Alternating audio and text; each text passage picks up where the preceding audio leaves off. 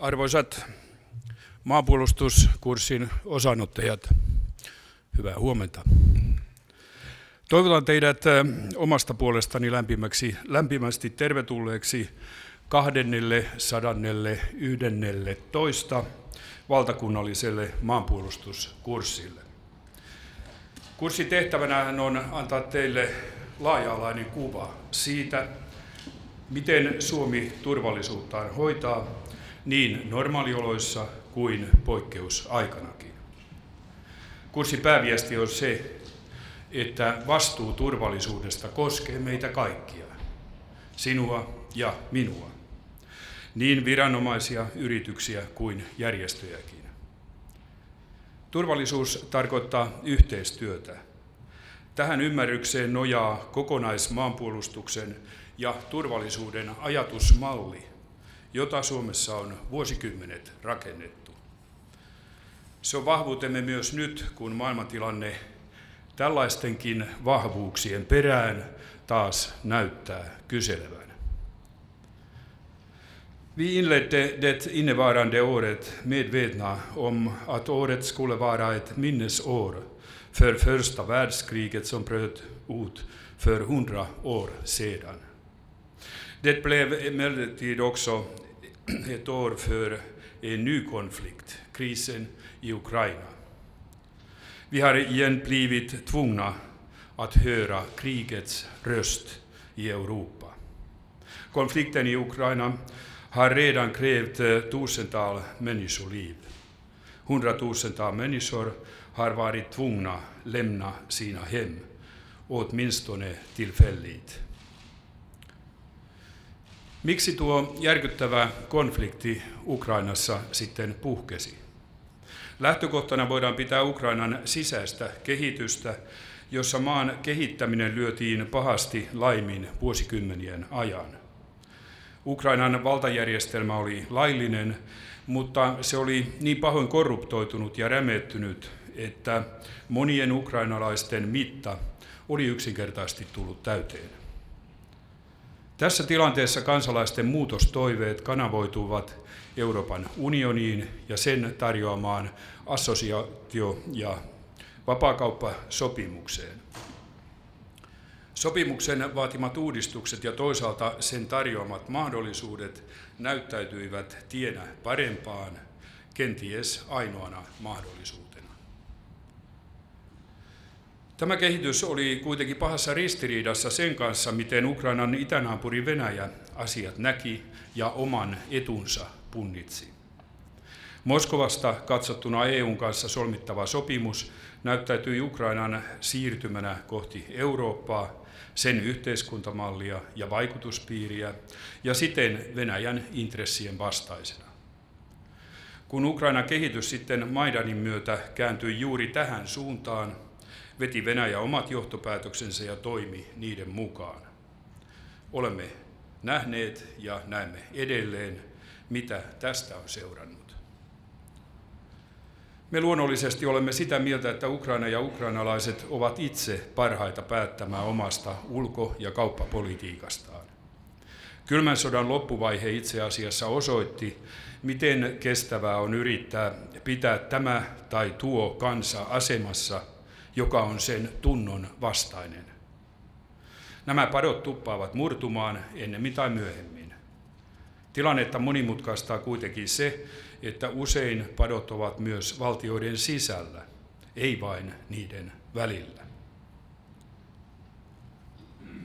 Ukrainan tapahtumilla on laajempia, jopa systeemisiä vaikutuksia. Itä-Euroopan alueellinen tilanne on muuttunut epävarmemmaksi. Euroopan turvallisuusjärjestelmä ja sen periaatteet, muun muassa konfliktien rauhanomaisesta ratkaisusta sekä toisen valtion suvereniteetin ja oman päätösvapauden kunnioittamisesta, on kokenut vakavia kolhuja. Kriisin seurauksena käsillä on nyt myös tilanne, jossa Venäjän ja lännen välit ovat kireimmät sitten kylmän sodan päivien. Tämä uusi, tai sanoisinko pikemminkin uudenlainen kylmä sota, on vakava kehityskulku, joka uhkaa muuttaa kansainvälisen ympäristömme hauraampaan suuntaan pitkäksi aikaa. Se ei ole enää kokonaan vältettävissä, mutta kenties se on vielä jossain määrin lievennettävissä. Meillä ei ole tällaisessa kehityksessä mitään voitettavaa, joten siksi meidän kannattaa ponnistella sitä vastaan. Arvoisat kurssilaiset, Ukrainan konfliktin vaikutus Euroopan turvallisuuspoliittiseen ympäristöön koskee tietenkin myös meitä suomalaisia. On todettava, että yleisempi jännityksen kasvu näkyy myös Itämerellä, välittömällä lähialueellamme. Toistaiseksi kuitenkin voidaan puhua laajemman kriisin heijastumista, ei siitä, että Itämeren alue olisi itsessään menettämässä vakauttaan. Mutta nämä heijastumatkin herättävät ymmärrettävästi huolta, sillä aktiivinen sotilaallinen läsnäolo lähialueellamme, joka oli elävää arkipäivää vielä kylmän sodan aikana 80-luvulla, ehti tässä välillä jo unohtua. Erilaisten murrosvaiheiden keskellä kuuluu usein äänekkäimpänä kehotus liikkua muutoksen mukana. Kehotetaanpa pitämään myös kiirettä. Tämä on usein aika oikea neuvo. Muutokset on havaittava ja niihin on reagoitava, erityisesti jos ennakointiin ei ole kyetty. Turvallisuuspoliittisessa muutosvaiheessa on kuitenkin muutoksen ohella tarkoittava sitä, mikä kenties ei muutukaan. Tämä muuttuvaisen ja muuttumattoman erittely ja punninta on ulko- ja turvallisuuspolitiikan keskeisimpiä tehtäviä. Siksi, että virheet tällä saralla maksavat paljon ja pahimmillaan niitä voi olla mahdoton korjata. Esimerkkejä löytyy historiasta ja vähän kyllä nykyisyydestäkin. Kiihkeät ja kärsimättömät mielet kuvaavat maltin helposti pelkuruudeksi tai vastuun väistyksi. Siitä ei kuitenkaan ole kyse. Eräs opettavainen venäläinen sananlasku kuuluu: Kazak period, što ploha ležit. Eli kasakka ottaa sen, mikä on löyhästi kiinni. Tätä epäilemättä kokemukseen perustuvaa huushollinpito-oppia kannattaa kuunnella. On pidettävä huolta asioistaan, pidettävä kiinni. Ellei pidä, voi alkaa tapahtua. Tämä koskee kaikkea turvallisuudesta talouteen. Olemme halunneet rakentaa Suomen turvallisuutta nimenomaan kokonaisuutena. Kokonaisuuden osia ovat muun muassa tiivis kiinnittäytyminen kansainväliseen yhteistyöhön niin EU:n jäsenenä kuin erilaisia kumppanuuksia Ruotsin, Pohjoismaiden ja Naton kanssa. Kokonaisuuteen kuuluvat myös hyvien naapuruussuhteiden vaaliminen sekä uskottavan ja meidän olosuhteisiimme rakennetun uskottavan puolustuskyvyn ylläpitäminen. Toki turvallisuutemme kuuluu myös laajempi maailmanlaajuinen ulottuvuus, jossa pyritään ylläpitämään kansainvälistä oikeutta ja ratkaisemaan ihmiskunnan mittaisia haasteita, vaikkapa YK:n piirissä. Kun turvallisuutemme kerran on kokonaisuus, on tarkastettava sen osia ja niiden välistä tasapainoa. Mutta sellainen politiikka, jossa koko turvallisuutemme asetettaisiin tai jouduttaisiin asettamaan vain yhden ulottuvuuden, eli tämän tai tuon kortin varaan, olisi kannaltamme huonoa kehitystä. Mitä enemmän meillä on eri mahdollisuuksia vahvistaa turvallisuuttamme, sitä parempi. Suomen intressissä onkin pitää mahdollisimman tarkka huoli siitä, että sekä turvallisuutemme osaset että tasapaino ovat kunnossa. Tietenkin tilanteiden muuttuessa näitä osia pitää tarvittaessa säätää uudelleen, jotta kokonaisuus toimisi. Uskottava kansallinen puolustus on ja pysyy yhtenä turvallisuutemme kulmakivistä. Kyse ei ole siitä, miten ison sodan Suomi voittaisi tai olisi voittamatta, vaan ennen muuta siitä, että puolustuksemme tulee kaikissa oloissa muodostaa vahva pidäke meihin mahdollisesti kohdistuvalle sotilaalliselle voimankäytölle ja painostukselle. Sotilaallinen maanpuolustus ei saa olla huonosti kiinni. Puolustuksemme uskottavuus on sekin kokonaisuus, riippuvainen monista seikoista, kuten puolustustahdosta, sotatekniikasta ja taktiikasta. Ja tässäkin tarvitaan tasapainoa. Tahto ilman ajanmukaista varustusta ei välttämättä riitä. Ajanmukainen varustus ilman tahtoa ei varmasti riitä. Jos taas taktiikka on pielessä, eivät tahto ja varustuskaan välttämättä pelasta. Puolustustahtoa meillä suomalaisilla kyllä on, mutta kysymys kuuluu nyt, riittääkö meillä rahat? Taloudesta uhkaa nykymenolla tulla meidän akilleen kantapäämme. Talouskehityksestä johtuen vastakkain ovat toisaalta paine supistaa valtion menoja ja toisaalta paine nostaa puolustusmäärärahoja. Meillä on kuitenkin varsin pitkälle menevä yhteisymmärrys siitä, että puolustusvoimien toimintakyky ja myös tarvittavat kehityshankkeet on voitava turvata. Hyvät kurssilaiset, nyt alkava maanpuolustuskurssinne tulee antamaan teille entistä paremmat eväät itse arvioida Suomen turvallisuuteen liittyviä asioita sekä toimia niiden puolesta. Tiedän, että kaikki teistä ovat jo mestareita omalla alallaan. Maanpuolustuskurssi antaa kuitenkin teille tilaisuuden katsoa myös oman osaamispiirinne ulkopuolelle ja sitä kautta hahmottaa kokonaisuutta. Näin tästä kokonaisuudesta meistä tulee enemmän kuin osiensa summa. Haluan toivottaa teille mitä antoisinta maanpuolustuskurssia.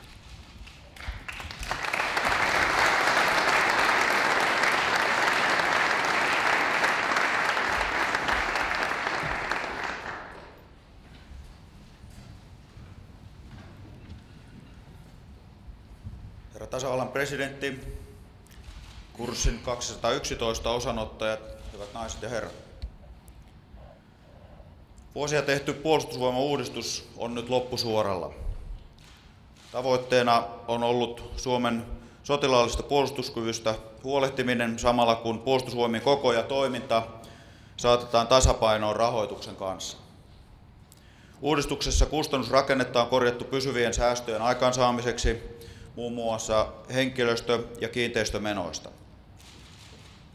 Materiaalirahoitusta jouduttiin samalla merkittävästi supistamaan annettuun rahoitustasoon pääsemiseksi ja muutoksen rahoittamiseksi.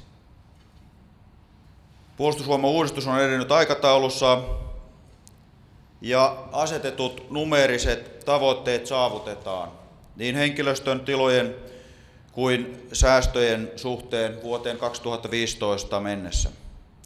Uusien toimintatapojen käyttöönottoa ja rakenteiden muutosten toimeenpanoa jatketaan organisaation jokaisella tasolla vielä tämän jälkeen. Sodanajan joukkojen vahvuus lasketaan noin 230 000 sotilaaseen, joka tarkoittaa noin 35% henkilöstösupistusta. Tähän muutokseen liittyvä operatiivinen suunnittelukierros on ollut suuri ponnistus valmistelijoille. Jäljelle jäävien joukkojen sodanajan varustukseen ja koulutukseen on mahdollisuus panostaa aiempaa enemmän. Puolustusvoimien johtamisrakennetta madalletaan ja toimintoja uudistetaan. Rauhanajan henkilöstön vahvuus lasketaan noin 12 300 henkilöön. Vuoden lopussa lippuja lasketaan jälleen 3 paikkakunnalla, kun pioneerirykmentti Keuruulla, Hämeenrykmentti Lahdessa ja lentosotakoulu Kauhavalla lakkautetaan. Arvoisat kuulijat, samanaikaisesti puolustusvoimauudistuksen kanssa toimintaympäristömme on muuttunut. Lokakuun alussa julkistettiin Ilkka Kanervan johtaman noin vuoden työskennelleen parlamentaarisen selvitysryhmän loppuraportti. Raportissa eduskunnassa edustettuna olevat puolueet suosittivat lähes yksimielisesti Puolustusvoimille asteittain nousevaa lisärahoitusta tämän vuosikymmenen loppuun.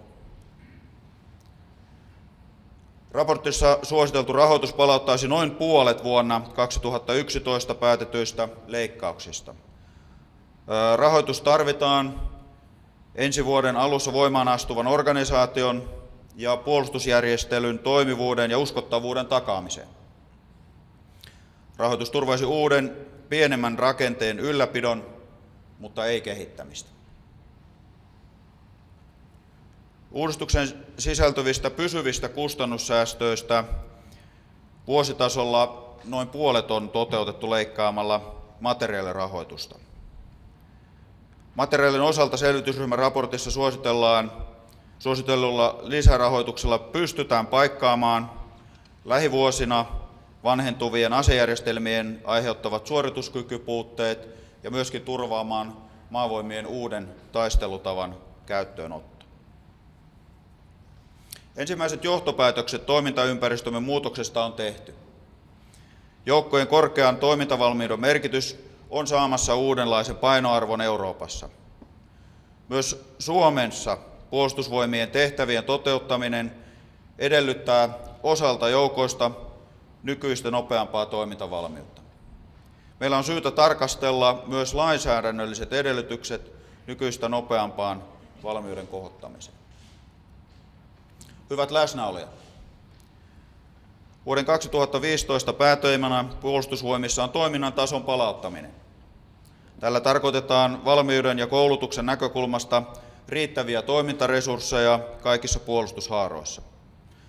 Varusmieskoulutuksessa pystytään kohdentamaan keskimäärin 2,5 kouluttajaa joukkotuotettavaa joukkuetta ja jaosta kohti.